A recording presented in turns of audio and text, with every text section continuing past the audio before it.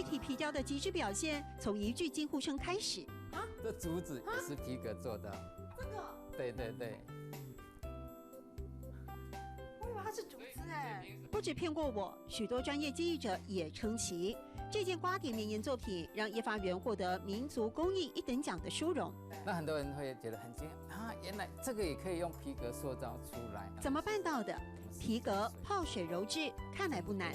不一会儿，手中奇特的素粗人偶肌理，这是农夫的脚。一系列田园作品，逼真的仿佛闻得到泥土味，摸得到劳动造成的厚茧。给下一代看得到说啊，以前的农夫的生活是这样过来的。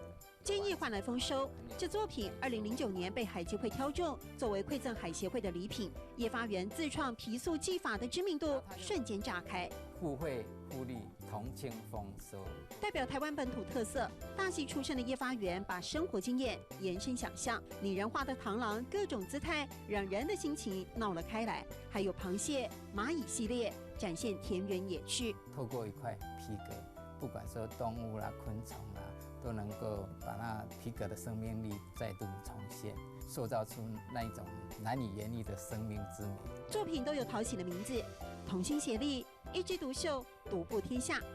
叶发园透露，爱他作品的收藏者不少，比尔盖茨在其中。就像这个主题啊，非常符合我现在的心情，就是收获满箩筐。是，所以真的很开心认识老师。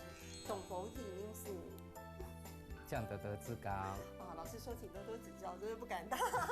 让人忍不住想多看一眼。属于这块土地的温煦和生命力，透过叶发园的巧手技艺，光彩绽放。董逢体您是降德德之高。董逢体您是降德德之高。